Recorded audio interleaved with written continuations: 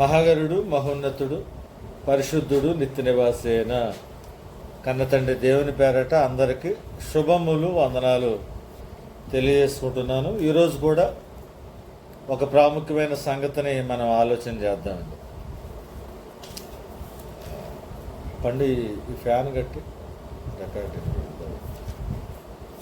ఫిలిప్పీ పత్రిక 4వ అధ్యాయం. ఫిలిప్పీ పత్రిక 4వ అధ్యాయం 4వ వచనాన్ని ఈరోజు మనం ధ్యానం కొరకు ఆలోచన చేస్తాం. ఫిలిప్పీ పత్రిక 4వ అధ్యాయం 4వ వచనం ఏమనుంది? ఎల్లప్పుడూ ప్రభువునందు ఆనందించుడి, మరల చెప్పుదును ఆనందించుడి. ఈ వాక్యం సహజంగా తెలియని వాళ్ళు ఎవరు ఉన్నారండి? ఫిలిప్పీ పత్రిక మొత్తం చదివినారో చదవలేదో తెలియదు, కానీ ఈ వాక్యం మాత్రం చదివి ఉంటారు. చాలామంది చెప్పగా వినుంటారు. బహుశా మీ బైబిల్ అండర్లైన్ కూడా చేసుకునే ఉంటారు. ఎందుకంటే మనకి ఇష్టం ఈ మాట. దుఃఖపడండి అంటే దుఃఖపడం, కానీ ఆనందపడండి అంటే ఇంకా భాగ్యమే కదా. ఇది మొన్న బైబిల్ క్లాస్లో చెప్పాను, భీముల్లో జరిగిన బైబిల్ క్లాస్లో చెప్పా. దాదాపుగా 2 గంటలు చెప్పాను, ఇంకా ఉంది. అదంతా మనం చెప్పడానికి కాదు, కానీ అవుట్లైన్స్ మాత్రం జాగ్రత్తగా అలా చెప్పుకుని వెళ్ళిపోతాం. ఈ మాట వ్రాస్తున్నది ఎవరు? పౌలు గారు రాస్తున్నారు. ఏ కండిషన్లో ఉండి రాశారు అంటే జైల్లో ఉండి రాశారు. చెరసాల పత్రికలు అంటే జైల్లో ఉన్న ఆయన ఆనందించగలడా? కస్టడీలో ఉండి కూడా ఆయన ఆనందిస్తూ వీళ్ళని కూడా ఆనందించమని రాశాడు. ఇప్పుడు లేదులే, నేను బాధపడుతూనే ఉంటాను జైల్లో, నా బాధ మీ బాధగా తీసుకోకండి, ఏదోలే నాకు వచ్చిన కష్టాన్ని బట్టి నేను ఎలాగోలేని బాధపడతాను, మీరు మాత్రం హ్యాపీగా ఉండండి అని చెప్తే అది వేషధారణ అవుతుంది. ఒక సువార్థికుడు కానీ ఒక దైవజనుడు కానీ ఎదటి వారికి ఒక మాట చెప్పేటప్పుడు ఆ మాట ఇతడు నెరవేర్చగలిగితేనే ఎదటోళ్ళకి చెప్పాలి. ఇప్పుడు ప్రభునందు ఆనందించండి అనే మాట సంఘస్థులు చెప్తూ ఈయన బాధపడుతూ ఉన్నాడు అనుకోండి, అది కరెక్ట్ అవుతుందా?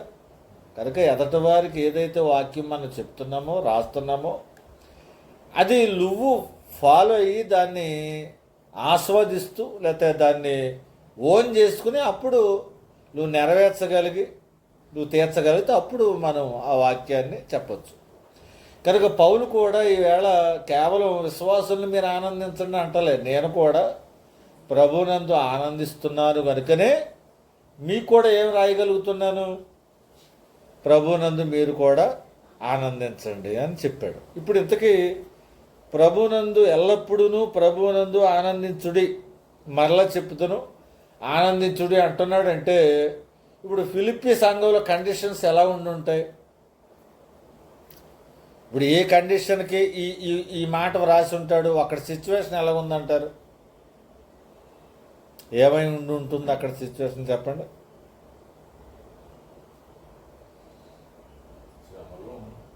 శ్రమల్లో, సంఘ బిడ్డలు శ్రమల్లో ఉండి ఉంటారు అంతేనా? ఇంకా వేరే ఇంకా కారణం ఏమన్నా మనం ఐడెంటిఫై చేయొచ్చా అంటే? కరెక్టే, మీరు చెప్పిన ఆన్సర్ కరెక్టే, కానీ ఇంకొక పాయింట్ కూడా మనం దీంట్లో చెప్పవచ్చు. ఎలాగంటే ఎల్లప్పుడూ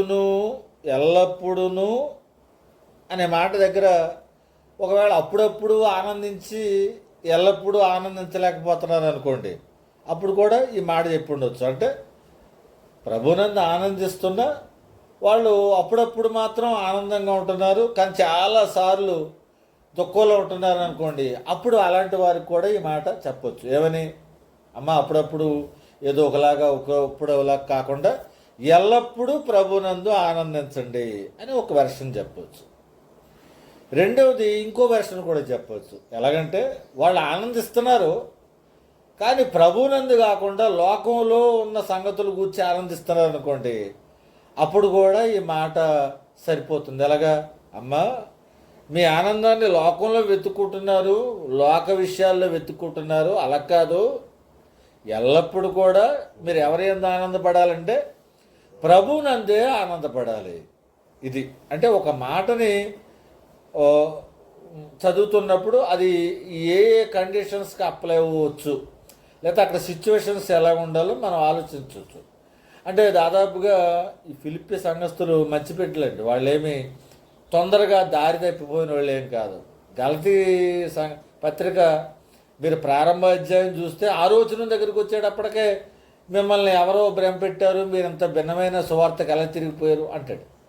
కానీ ఫిలిప్పీ పత్రిక అసలు ఆ సంఘం స్థాపింపబడిన విధానమే చాలా స్ట్రాంగ్గా స్థాపింపబడింది. ఫిలిప్పీ సంఘం ఎప్పుడు ఎలా స్థాపించబడింది ఏమైనా ఐడియా ఉందమ్మా? ఆన్లైన్లో ఉన్న వాళ్ళైనా చెప్పచ్చు. ఫిలిప్పీ సంఘం ఎప్పుడు, ఎవరి చేత, ఎలాగ, ఏ కండిషన్లో స్థాపింపబడింది అవుట్లైన్ చెప్పేస్తాను. ఫిలిప్పీ పత్రిక మన అపోస్తల కార్యాలు 16వ అధ్యాయంలో చూస్తే కనుక ఈ 16వ అధ్యాయంలో చాలా చోట్లకి పౌలు గారు తన అనుచరులు బోధ చేయటానికి వెళ్ళాలని అనుకుంటే పరిశుద్ధాత్మ దేవుడు చాలా ఆటంకపరుస్తాడు వీళ్ళని. ఒక చోటకు వెళ్తారు, అక్కడ అనుకూలం ఉండదు, అక్కడ ఆటంకం అవుతుంది. మరి ఇంకొక చోటకు వెళ్తారు, అక్కడ ఆటంకం అవుతుంది. అలాగా ఎన్ని చోట్లకు వెళ్ళినా పరిశుద్ధాత్మ దేవుడు ఆటంకపరుస్తూ ఉంటే ఒక ఒక కళలో లేకపోతే దర్శనంలో పౌలు గారికి మాసిదోనియా దేశంలో ఒక అతను వాకింగ్ కొరకు ఆశపడుతున్నట్టుగా కనపెడితే, అయితే మాసిదోనియా ప్రాంతానికి మనం వెళ్ళాలి, దేవుడే ఈ దర్శనాన్ని చూపించాడేమనుకొని అక్కడికి వెళ్తాడు. తీరా ఆ దర్శనాన్ని తెలుసుకుని వెళ్ళిన పౌలు గారికి నిజంగా ఈ ఫిలిప్పీ పట్టణానికి వచ్చేటప్పటికి అక్కడ అనుకూలమైన పరిస్థితులు ఏమీ ఎదురు కావు. ఎందుకంటే ఆ ఫిలిప్పీ పట్టణంలో రోమీల ప్రవాస స్థానం అని ఉంటుంది. అది అంటే అర్థం ఏంటంటే ఒకప్పుడు చరిత్ర ప్రకారంగా గ్రీకు సామ్రాజ్యం ప్రపంచాన్ని పరిపాలించిన అతిపెద్ద బలమైన సామ్రాజ్యం గ్రీకు 3వ సామ్రాజ్యం అయితే, ఆ గ్రీకు సామ్రాజ్యాన్ని జయించి 4వ సామ్రాజ్యం రోమా సామ్రాజ్యం నిలబడింది. అప్పుడు ఆ గ్రీకు వారిని జయించడంలో ప్రధాన కారకులు, మెయిన్ లీడర్స్, సైన్యాధ్యక్షులు వీళ్ళు ఉంటారే, వాళ్ళకి ఒక మిలిటరీ కాలనీగా ఇదిగో ఈ ఫిలిప్పీ పట్టణాన్ని వాళ్ళ కోసం కేటాయించారు. ఆ మిలిటరీ అంటే రోమన్ సైనికాధికారులు నివసించే ప్రవాస స్థానం అన్నమాట. అంటే వాళ్ళు ఎంత కఠినంగా ఉంటారు చూడండి. మిలిటరీ మామూలు పర్సన్ కంటే మిలిటరీ వాళ్ళు కొంచెం స్ట్రాంగ్గా ఉంటారు, కఠినంగా ఉంటారు, దేనికి లాంగర్. అప్పుడు తీరా ఏంటి ప్రభు దర్శనాన్ని చూపించాడు, ఇక్కడికి వచ్చాను నేను, ఇక్కడ చూస్తేనేమో ఇలాంటి పరిస్థితి ఉంది, మరి ఏం చేయాలి అని వెళ్ళిపోలేదండి. పౌల్లో ఉన్న గొప్పతనం ఏంటంటే దేవుడు మరి ఒక దారి చూపిస్తాడు అని అనుకుని అక్కడే ఇంకా కొంతకాలం ఉండి, సరే మన వీళ్ళ ఇంటి దగ్గరికి వెళ్ళి మన సువార్త చెప్పలేకపోతున్నాం కనుక ఒకవేళ స్త్రీలు నీళ్ల కోసమైనా బయటకు వస్తారు కదా, ఆ నీళ్ల కోసం ఎక్కడికైతే నీళ్ల కోసం వస్తారో ఆ నీళ్ల దగ్గర మనం ఉంటే కనుక స్త్రీలకు ముందు సువార్తను మనం చెప్తే అప్పుడు ఆ సువార్త నెమ్మదిగా ఈ ఊళ్ళల్లోకి వస్తుందని ఊరి లోపల ప్రయత్నం చేసినప్పుడు సాధ్యపడకపోతే ఊరి వెలుపల నది యొద్దకు వెళ్ళాడట పౌలు గారు. వెళితే అక్కడ కొంతమంది స్త్రీలు వచ్చారు. ఆ స్త్రీలలో ఎవరో మళ్ళీ ఆ ఊరి స్త్రీ కూడా కాదు, తుయితర పట్టణం నుంచి వచ్చి ఇక్కడ ఓదా రంగు పొడిని అమ్ముకుంటున్న ఒక వ్యాపారస్తురాలైన లూదియా మొట్టమొదట ఫిలిప్పీ సంఘంలో మొట్టమొదట రక్షింపబడిన ఆత్మ ఎవరంటే లూదియా. తర్వాత ఆవిడ ఫ్యామిలీ బాగుపడింది, రక్షణలోకి వచ్చారు. తర్వాత దయ్యం చేత పట్టి పీడింపబడుతున్న ఒక యవనస్తురాలు కాపాడబడుతుంది. తర్వాత అప్పుడు చెరసాల్లోకి వెళ్ళి చెరసాల్లో ఉన్న ఖైదీలు కానీ ఆ జైలర్ కానీ జైలూరు కుటుంబం కానీ మారటానికి, అంటే ఫిలిప్పీలో ప్రారంభ సంఘం అంత ఈజీగా ఏమీ ప్రారంభం అవ్వలేదండి. ఎన్నో కష్ట నష్టాల్లోనూ ఎన్నో టెన్షన్స్లో స్టార్ట్ అయిన సంఘం అది. అలాంటప్పుడు సంఘం ప్రారంభించడానికి ఎంత లేట్ అయిందో, ఎంత కష్టమైందో ఆ సంఘం స్ట్రాంగ్గా నిలబడుతుందండి. ఎందుకంటే ఈజీగా ఫామ్ అయిపోయిన సంఘాలు తొందరగా ఈజీగా మళ్ళా వెనకదారిపోయే ప్రమాదం ఉంటుందేమో, కానీ చాలా లేటుగా, అందుకని బైబిల్లో కూడా రావాల్సి ఉంటుంది. అతి త్వరితంగా దొరికిన స్వాస్థ్యము తుదకు దీవెన నొందక పోవును. అంటే స్వాస్థ్యం ఈజీగా దొరికేస్తుంది అనుకోండి, అది అంత దేవునికరమైనది కాదనమాట. కష్టపడాలి కష్టపడాలి కష్టపడాలి, ఎన్నో నిద్రలేని రాత్రులు గడిపి సంపాదించుకున్న స్వాస్థ్యం అది దేవునికరమైన స్వాస్థ్యంగా మాట్లాడతాడు కనుక ఫిలిప్పీ సంఘంలో, ఇప్పుడు ప్రారంభ సంఘంలో ఎవరెవరు ఉన్నారు చెప్పండి గస్సింగ్ మీద? వ్యాపారస్తులు ఉన్నారు, ఉద్యోగస్తులు ఉన్నారు, తర్వాత యవనస్తులు చిన్నబిడ్డ దయ్యాలు పెట్టి విడిపింపబడిన వారు ఉన్నారు, కరడుగట్టిన నేరస్తులు ఉన్నారు, తర్వాత జైలరు, ఒక పోలీసు సైనిక కేటగిరీ వాళ్ళు ఉన్నారు, వాళ్ళ ఫ్యామిలీస్ ఉన్నారు. ఇన్ని రకాలైన వ్యాపార వృత్తులు కలిగిన సంఘం అది. అంటే అన్ని కేటగిరీస్ దాదాపుగా చిన్న చిన్న తరగతి వాళ్ళ నుంచి హై స్టాండర్డ్స్ వరకు కూడా ఉన్నవాళ్ళు, ఉన్నత ఉద్యోగులు కూడా ఆ సంఘంలో ఉన్నారు. అలాంటి సంఘానికి ఉత్తరం రాస్తూ అంటున్నాడు, ఎల్లప్పుడూ ప్రభువునందు ఆనందించండి. మరలా చెప్తాను, మీరు ప్రభువునందు ఆనందించండి. అంటే ఒకవేళ వాళ్ళకి నిజంగా ఏమైనా పర్సనల్ ప్రాబ్లమ్స్ ఉన్నాయా, లేదు పౌలు గారిని చెరసాలలో పెట్టినందుకు ఒకవేళ ఏమైనా బాధపడుతున్నారా, మొత్తానికి వాళ్ళకు వచ్చిన కష్టం ఏదైనా మీరు మాత్రం ఆనందించండి. అది కూడా ఎవరి యందు ఆనందించాలి? ప్రభువునందు ఆనందించాలి. అది కూడా ఎంతకాలం ఆనందించాలంటే ఎల్లప్పుడు. అంటే 3 కేటగిరీస్ ఉన్నాయి ఇందులో. అంటే ఆనందించటం, రెండవది ప్రభునందు దేవుని యందు ఆనందించటం, మూడవది ఎల్లప్పుడూ ఆనందించటం. అంటే ఎంత కంప్లీట్గా ఎంత సంపూర్ణంగా చెప్పాడో మీరు ఆలోచించండి. ఇప్పుడు ఇక్కడి నుంచి మనం టోటల్గా ఒక ఎక్స్ట్రార్డినరీ ఆలోచన చేస్తామండి. ఇప్పుడు మీరు ఆలోచించి చెప్పండి, ఈ వచనం ప్రకారంగా మనం ఏం చేయాలి? మనం కూడా ఒకవేళ ఈ వాక్యాన్ని మనం అప్లై చేసుకోవాలంటే మనం ఏం చేయాలి? ఏం చేయాలి చెప్పండి. ఇప్పుడు మనం ఏం చేయాలి? ఈ వాక్య ప్రకారంగా మనం కూడా ప్రభునందు ఆనందించాలి. అంతేనా? ఇంకేమన్నా ఉందంటారా? అంతకు మించి మనం ఏమన్నా ఆనందించమని చెప్పాలి ఇతరులకు కూడా. రైట్. ఇంకా ఏమన్నా, ఇంకా కొంచెం ఏమన్నా? దేని గురించి చింతపడకూడదు, ఆయన సమీపంగా ఉన్నాడని నమ్మాలి. అంటే కిందకు వచ్చేటప్పటికి అలా కాకుండా కేవలం ఈ వచనం మీదే మనం ఇంకేమైనా ఎక్స్ట్రాడినరీగా మనం ఏమైనా ఆలోచించగలమా?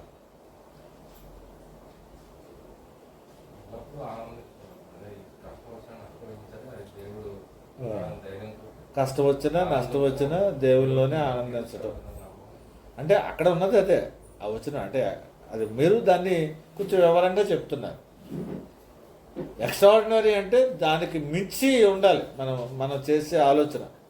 ఇది బైబిల్ స్టడీ చేసేటప్పుడు మనం నేర్చుకోవాల్సిన పద్ధతి ఏంటంటే, ముందు అక్కడ చదువుతున్న వాక్యాన్ని చదివిన తర్వాత అది దాన్ని పాటిస్తూనే యాజ్ ఇట్ ఈజ్గా తీసుకుని దానికి మించి మనం ఏమైనా చేయగలమేమో ఆలోచించండి. ఇప్పుడు నేను ఒక ఆలోచన ఇస్తాను మీకు, అది కరెక్ట్ కాదు మీరు చెప్పాలి. ఇది ప్రభువునందు ఆనందించటం, అంతే కదండి. ఇప్పుడు నేను 2 వాక్యాలు మీకు చదివించి ఆ 2 వాక్యాలను మీరు బేస్ చేసుకుని ఇంకా ఏదైనా ఎక్స్ట్రాడినరీగా మీరు ఆలోచించి చెప్పొచ్చేమో మీరు ఒకసారి ఆలోచించండి. ఒకసారి లోకసువార్త 2వ అధ్యాయం, లోకసువార్త 2వ అధ్యాయం, క్రిస్మస్ ప్రసంగానికి రండి. లోకసువార్త 2వ అధ్యాయం ఎక్కడి నుంచి చదువుతారంటే 13, 14 వచనాలు చదవండి. దేవదూతల వర్తమానం ఇది. వెంటనే పరలోక సైన్య సమూహము ఆ దూతతో కూడా నుండి సర్వోన్నతమైన స్థలములలో దేవునికి మహిమ, ఆయనకిష్టులైన మనుషులకు భూమి మీద సమాధానము కలుగుగా కానీ దేవుని స్తోత్రము చేయుచుండెను. ఇది దేవదూతల సందేశం. ఇది ఒక వెర్షన్. ఇప్పుడు ఇంకొక రెఫరెన్స్కి వెళ్దాం. ఇది కూడా మైండ్లో పెట్టుకోండి. ఇదిని ఇప్పుడు ఇంకా చెప్పబోయి ఇంకో రెఫరెన్స్ 2 చదివి టాలీ చేసి అప్పుడు ఇందాక మనం చదువుకున్న ఫిలిప్పీ పత్రిక పట్ల ఒక అవగాహనకు వద్దాం. సరే, ఇప్పుడు ఇది మైండ్లో పెట్టుకున్నారు కదా. గొర్రెల కాపరులకు పరలోక సైన్య సమూహం దేవదూతలు చెప్పిన సందేశం ఇది. ఇప్పుడు ఇదే లోకసువార్త 19వ అధ్యాయానికి రండి. లోకసువార్త 19వ అధ్యాయం వచ్చిన తర్వాత ఇక్కడ 37, 38 వచనాలు చదువుతాను చూడండి. లూకా సువార్త 19వ అధ్యాయం 37, 38 చదవన్నాను. ఒలీవల కొండ నుండి దిగుచోటికి ఆయన సమీపించుచున్నప్పుడు శిష్యుల సమూహమంతయు సంతోషించుచు ప్రభు పేరట వచ్చు ఆ రాజు స్తుతింపబడును గాక, పరలోకమందు సమాధానమును సర్వోన్నతమైన స్థలములలో మహిమయు ఉండునుగాక అని మహాశబ్దముతో దేవునికి స్తోత్రము చేయసాగిరి. రైట్. ఇప్పుడు మనం 3 వెర్సెస్ పెట్టాను మీ ముందు. ఏంటి? ఫిలిప్పీ పత్రిక 4:4లో ఎల్లప్పుడూ ప్రభువునందు ఆనందించుడి, మరలా చెప్తున్నా ఆనందించుడి. ఇప్పుడు ఈ ఇందాక లోక సువార్త 2వ అధ్యాయం 13, 14, తర్వాత లోక సువార్త 19, 37, 38. ఇప్పుడు ఈ 3 వచనాలలో ఉన్న లింక్ ఏంటి చెప్పండి?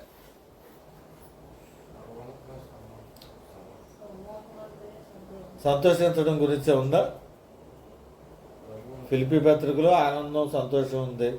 అలాగే 2వ అధ్యాయంలో దేవదూతల సమూహం వచ్చి మనుషులు చెప్పిన దాంట్లో కూడా సంతోషం ఉంది.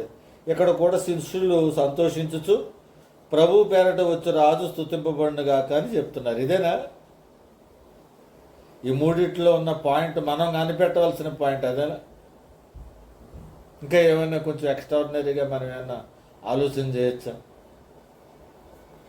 2వ అధ్యాయంలో చెప్పింది ఎవరు చెప్పారు సందేశం? అది దేవదూతల లేకపోతే పరలోక సైన్య సమూహం ఇచ్చిన సందేశం. ఆ సందేశంలో ఎవరికి సమాధానం కలగాలని ఉంది? ఎక్కడ కలగాలని ఉంది అంటే దేవదూతల సమాచారం, దేవదూతల సందేశం ఎవరికి సమాధానం కొరకు చెప్పారు? వాళ్ళు భూమి మీద మనుషులకు సమాధానాన్ని ప్రకటించిన సందేశం. దేవదూతల సందేశం మనుషులు సమాధానంగా ఉండాలనే సందేశం దేవదూతల ద్వారా మనుషులకు ఇవ్వబడింది. ఇప్పుడు దైవజనుల యొక్క సందేశం, శిష్యుల యొక్క సందేశం, దేవుని బిడ్డల యొక్క సందేశం ఎక్కడ సమాధానం కలగాలని శిష్యులు క్రైస్తవులు కోరుకోవాలట? చూడండి ఎక్కడ? లోకా సువార్త 19:38 వచనంలో పరలోకమందు సమాధానమును. బాగా ఈ 2 పట్టుకోవాలండి. అంటే దేవదూతల బోధ మనుషుల సంతోషం కొరకు ప్రకటింపబడింది. అయితే ఒక క్రైస్తవుడి బోధ ఎవరి సంతోషం కోరుకోవాలంటే తండ్రి అయిన దేవుని యొక్క సంతోషం, పరలోకపు సంతోషం కోరుకోవాలి. ఇప్పుడు ఈ ఫార్ములాని బేస్ చేసుకుని ఇందాక చదివిన వాక్యం ప్రభువునందు మనం ఆనందించడం అనేది సాధారణ ప్రారంభ స్థాయి అయితే, మనయందు ప్రభు ఆనందించడం అనేది ఎలా ఉంది? ఎక్స్ట్రాడినరీ స్థాయి అన్నమాట. కనుక వాక్యాన్ని ఇది ఇలా ఆలోచించండి. ఇలా ఆలోచించినప్పటికీ అసలు దేవుడు మనసు పట్టుకోవటం అన్నమాట. ఇది దేవుడు అసలు బైబిల్ ఎందుకు రాయించాడో ఇప్పుడు ఫిలిప్పీ 4:4 ప్రకారంగా మీరు ఆనందించండి అని చెప్పడం ఓకే, ఆ ప్రసంగం అక్కడితో సరిపోద్ది. ప్రభునందు ఎవరెవరు ఆనందించారో చెప్పొచ్చు. ఆ పౌలు శీలలు ఆ చెరసాల్లో బంధించినప్పుడు వాళ్ళు పాటలు పాడారు, ఆనందం చెప్పొచ్చు. లేదా దావీదుల గురించి చెప్పొచ్చు. ఇలాగా ప్రభునందు ఆనందించడం ఉంది కనుక ప్రభునందు ఇంకెలా ఆనందించవచ్చు, ప్రభునందు ఆనందించిన వారు ఎవరో ఇవి చెప్పొచ్చు. అది తప్పేం కాదు. కానీ అంతకు మించి ఇక మనం ఏమైనా ప్రభునందు మనం అందరం ఆనందిద్దామా? ఆయనకి ఇంకా మన కన్నతండ్రి గురించి ఆలోచించొద్దా? ఇప్పుడు మీరు ఆలోచిస్తే మనిషి దేవుని యందు ఆనందించడం ప్రాథమిక స్థాయి అయితే, ఒక మనిషిని చూసి దేవుడు ఆనందించగలిగే స్థాయిలో మన భక్తి ప్రమాణాలు ఉంటే ఏది బాగుందండి? రెండిట్లో మనం ప్రభువులో ఆనందించడం బాగుందా అంటే అది ఉండాలి. లేదు ప్రభువే మన యందు ఆనందించడం బాగుందా? ఏది బాగుంది? అది ఆ స్థాయికి మనం ఎదగాలండి. కనుక ఈవేళ ప్రభునందు ఆనందించండి అని చెప్పుకుంటూనే మనం ఇంకెలాగా బ్రతకాలని కోరుకుంటున్నాడంటే దేవుడు, మీరు నా యందు ఆనందిస్తున్నారు లేక ఆయన నేను మీ యందు ఆనందించాలని నేను అనుకుంటున్నాను, ఆ అవకాశం నాకు ఇవ్వండి. కనుక ఇప్పుడు మనం ఒక ఉన్నతమైన సందేశాన్ని పొందుకోవాలంటే ప్రభునందు ఆనందించండి, మంచిది. కానీ ప్రభు మన యందు ఆనందించడానికి మనం భక్తి చేస్తే ఇంకా మంచిది. ఒకసారి ద్వితీయోపదేశకాండం చూద్దాం. చూడండి, ద్వితీయోపదేశకాండం 30వ అధ్యాయం. ద్వితీయోపదేశకాండం 30 అధ్యాయం 9-10 వచనాలు చదువుకుందాం. చూడండి, ద్వితీయోపదేశకాండం.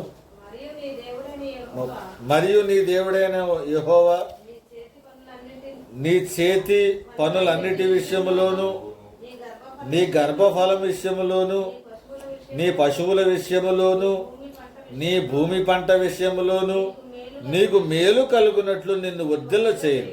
ఇక్కడి నుంచి జాగ్రత్తగా చదవండి. ఈ ధర్మశాస్త్ర గ్రంథమందు వ్రాయబడిన ఆయన ఆజ్ఞలను కట్టడలను నీవు గైకొని నీ దేవుడైన యెహోవా మాట విని నీ పూర్ణ హృదయముతోను నీ పూర్ణాత్మతోను నీ దేవుడైన యెహోవా వైపు మళ్ళునప్పుడు యెహోవా నీ పితరుల యందు ఆనందించినట్లు నీకు మేలు చేయుటకు నీ యందును ఆనందించి నీ వైపు మళ్ళును. ఎంత బాగుంది చూడాలండి, వండర్ఫుల్ కదండి. నువ్వు ప్రభునందు ఆనందించడంలో పెద్ద గొప్పే ఉంది. ఆయన దేవుడు గనక, నువ్వు సామాన్య మానవుడు గనక దేవుని యందు ఒక మనిషి ఆనందించడం పెద్ద గొప్పేమీ కాదు. అది కనీసం ప్రాథమిక స్థాయి అది. కానీ దేవుడు అలా కోరుకోవట్లేదు మనల్ని.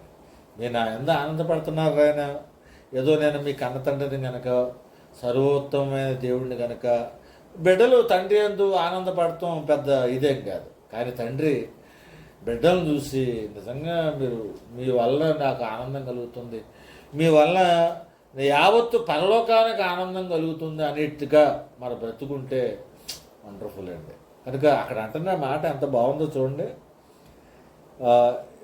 యెహోవా నీ పితరుల యందు ఆనందించినట్లు నీకు మేలు చేయుటకు నీ యందును ఆనందించి నీ వైపు మళ్ళును. అంటే దేవుణ్ణి మన వైపుకి తిప్పేసుకోవటం, దేవుణ్ణి వశపరుచుకోవటం, దేవుణ్ణి మన ఓన్ చేసుకోవటం. దేవుణ్ణి భక్తి చేయటం అది చాలా తక్కువ స్థాయి. అది దేవునికి ప్రార్థన చేయటం అనేది అదొక స్థాయి. కానీ దేవుని యొక్క పరలోకాన్ని పొందుకోవాలనుకోవటం అదొక స్థాయి అయితే, అసలు దేవుడే నా సొంతం అవ్వాలనుకోవటం ఇది భక్తిలో మనం చేయాల్సిన విధానం. అంతేగాని అమ్మ ప్రార్థన చేయండి, ఉపవాసం ఉండి చక్కగా మీ పిల్లల పెళ్ళిళ్ళ కోసం ఆలోచించండి, ఉపవాసం ఉండి ప్రార్థన చేస్తే దేవుడు మీకు ఉద్యోగాలు ఇస్తాడు, ఉపవాసం ఉండి ప్రార్థన చేస్తే దేవుడు మీ ఇంట్లో శుభములు చేస్తాడు, ఇంట్లో ఉన్న కీడు తొలగిపోతుంది, ఇంట్లో ఉన్న ఇది కాదండి. ఇది కాదు మనం నేర్పాల్సిన సందేశం. అసలు దేవుణ్ణి పట్టుకోవడం నేర్పాలి. దేవుణ్ణి పట్టేసుకుని దేవుడు మీ వాడైపోతే మీరు దేనికోసం ప్రార్థన చేయాలంటే అవసరమా? అసలు దేవుడే మీ పక్షాన్ని ఉంటే మీరు పనిగట్టుకుని దేనికోసం ప్రార్థన చేయాల్సిన అవసరం లేదు. అంటే నువ్వు పనిగట్టుకుని దేనికోసమైనా ప్రార్థన చేస్తున్నావంటే నువ్వు ప్రాథమిక పాఠశాలలో ఉన్నావని అర్థం, ఎల్కేజీలో ఉన్నామని అర్థం.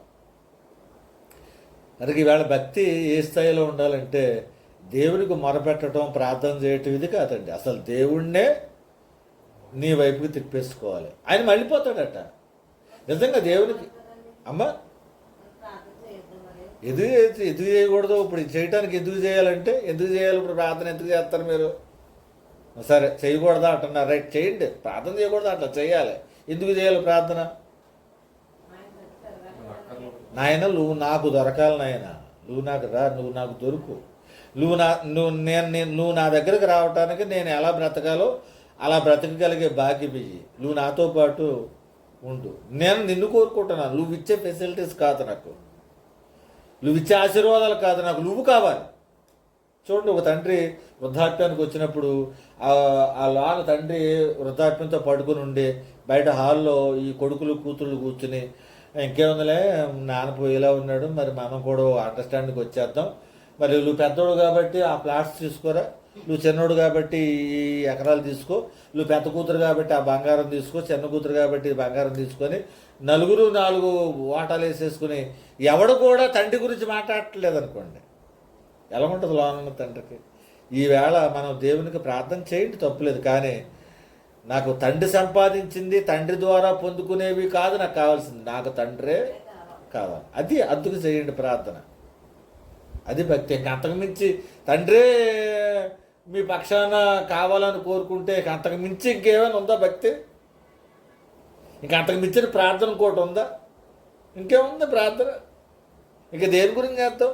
నా దేవా నువ్వు నా వాడు అయితే చాలు అని అనుకున్నప్పుడు ఇక నువ్వు దేని గురించి ప్రార్థన చేయాల్సిన అవసరం ఉంటుంది? ఆయన నీ పక్షాన్ని వచ్చి ఆయన నీ దగ్గర ఉంటే ఎంటైర్ హెవెన్లీ డిపార్ట్మెంటే నీ దగ్గర ఉంటుంది. ఇంకా ఉంటుందా?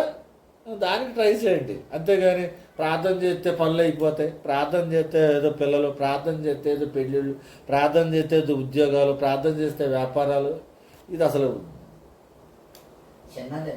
అది చిన్నది. అది మనం ఆ స్టాండర్డ్స్లో మాట్లాడుకున్నామంటే ఇక మన బతుకంతే కదే.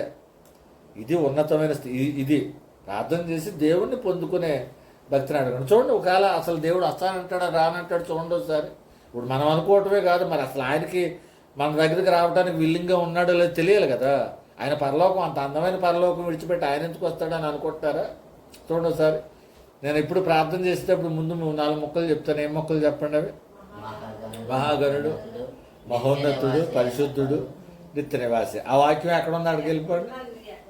యెషయా గ్రంథం.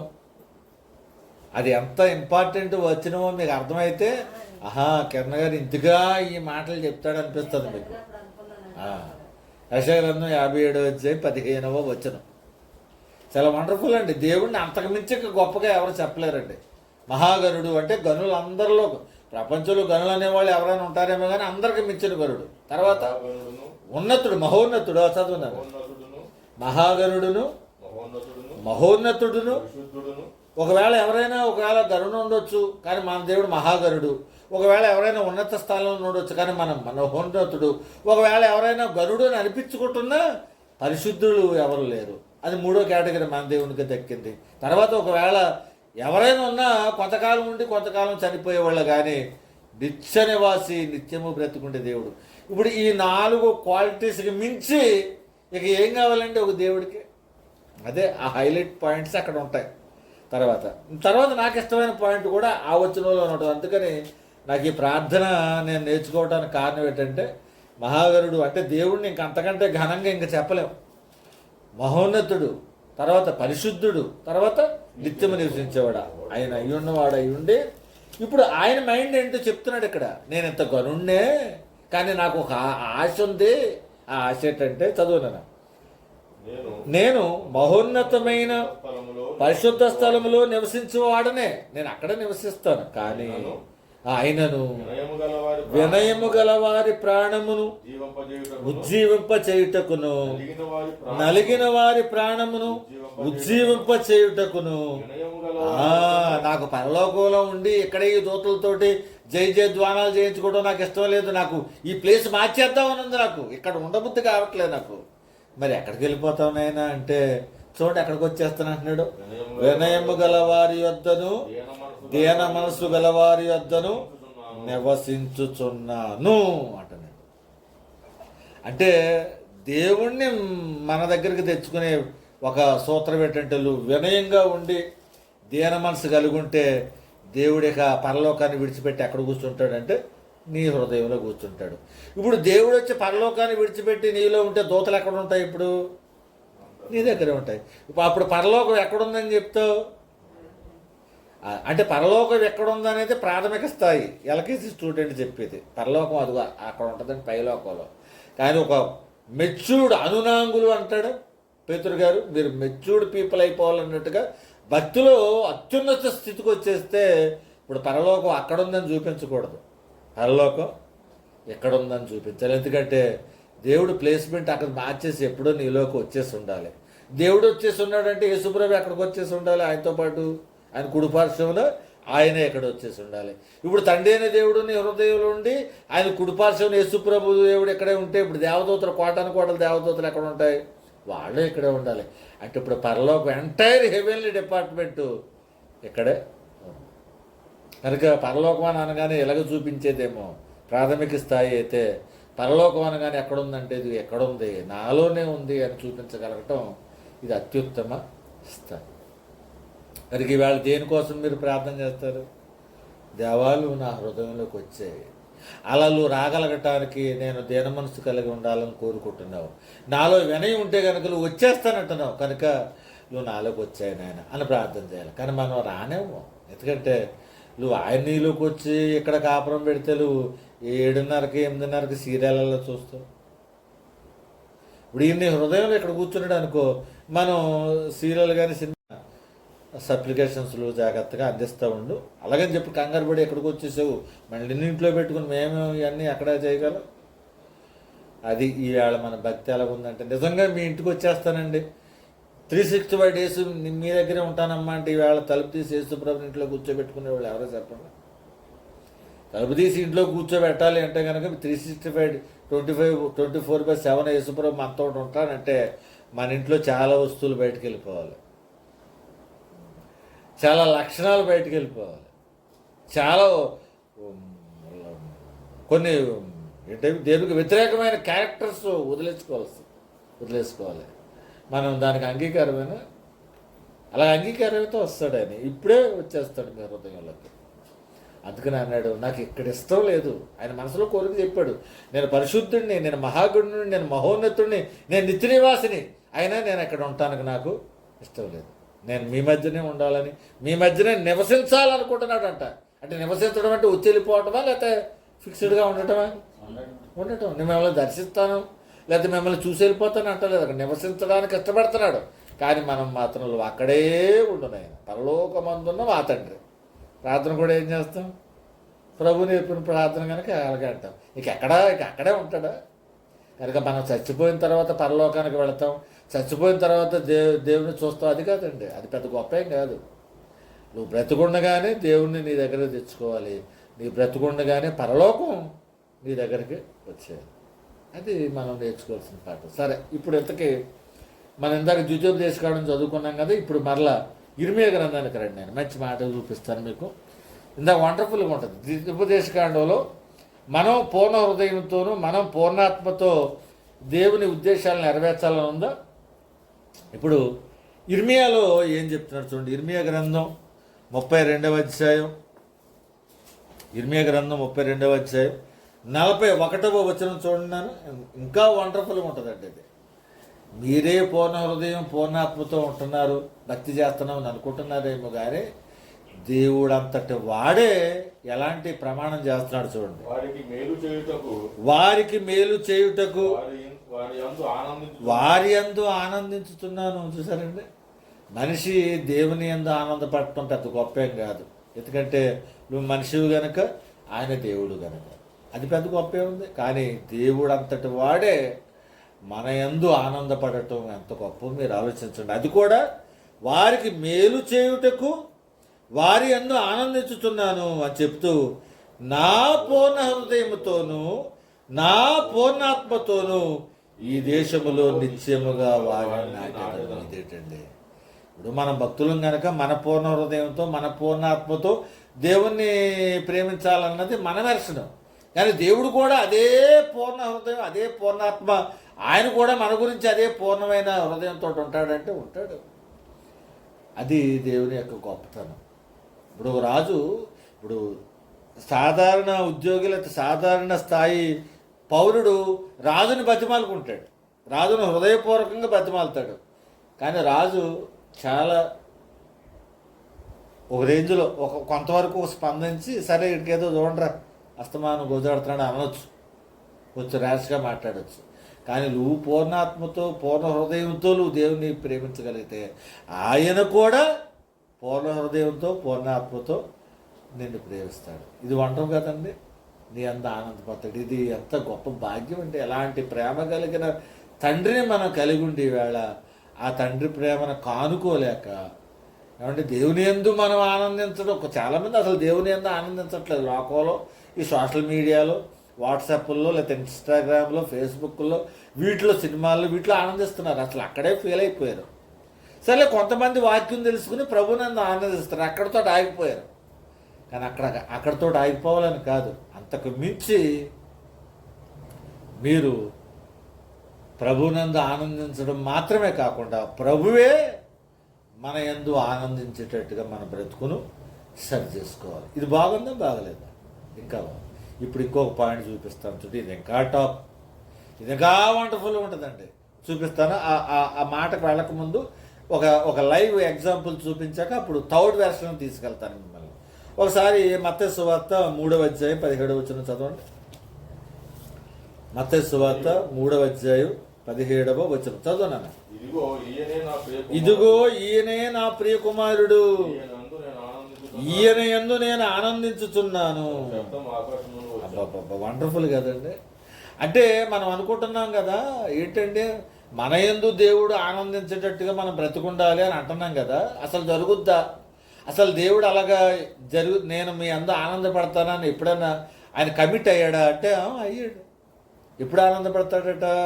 ఇదిగో ఈయన నా ప్రియ కుమారుడు, ఈయన యందు నేను ఆనందించుతున్నానని ఒక శబ్దము ఆకాశం నుండి వచ్చాను. అంటే యేసుప్రభు నందు తండ్రి అయిన దేవుడు ఏం చేశాడట? ఆనందపడ్డాడు. ఇప్పుడు మీరు ఆలోచించండి, తండ్రి అయిన దేవుని యందు యేసుప్రభు ఆనందపడ్డాడా, లేదు యేసుప్రభు నందు తండ్రి అయిన దేవుడు ఆనందపడ్డాడా? అంటే తండ్రి అయిన దేవుని యందు దేవుడు యేసుప్రభు ఆనందపడలేదా?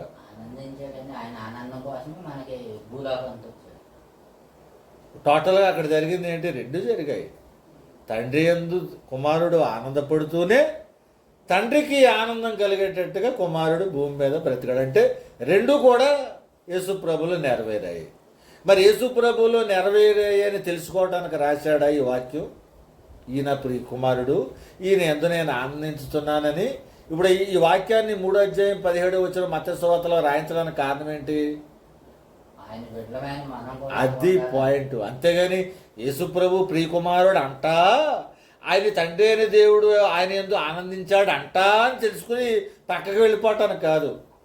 ఆయన ప్రియకుమారుడైన ప్రభువును బట్టి దేవుడు ఆనందించినప్పుడు మరి ఆయన పోలి నడుచుకోవాల్సిన మన యందు కూడా దేవుడు ఏమవ్వాలి?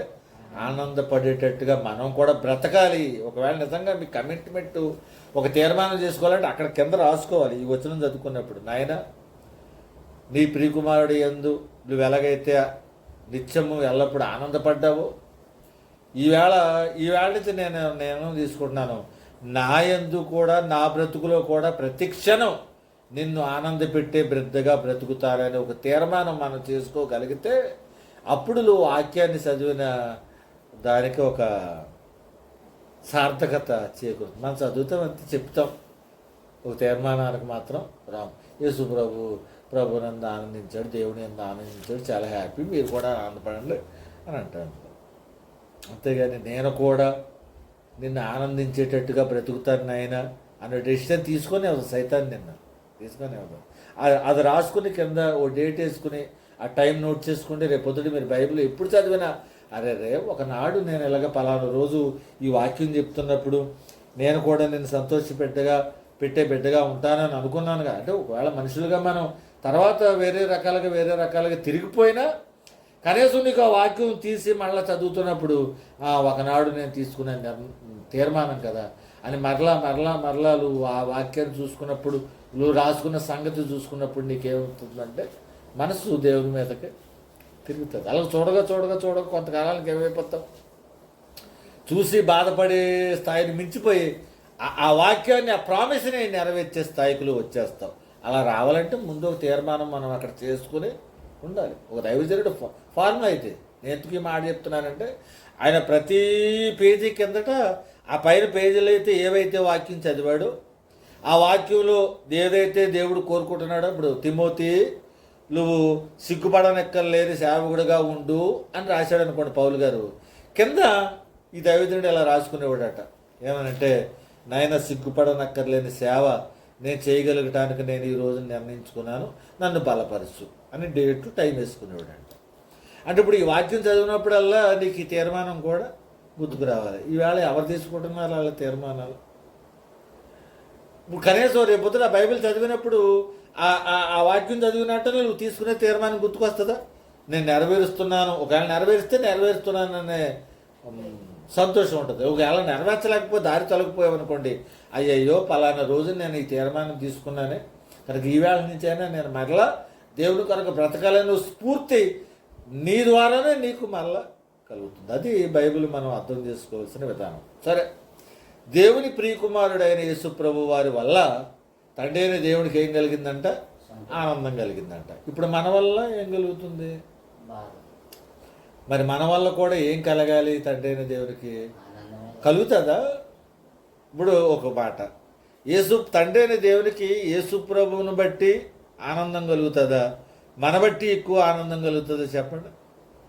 మనం ఆయన పూర్ణ హృదయంతో ఆయనకి ఇష్టలుగా మనం జీవిస్తే ప్రభు కన్నా మన యందు ఆయనకు ఆనందం ఎక్కువ. అదేంటి అంటే ప్రభువుని ఓవర్టేక్ చేసేసిన అంత భక్తి మనం చేయగలమంటారా? చేయలేము, చేస్తే మాత్రం ఆయనకు ఆనందం.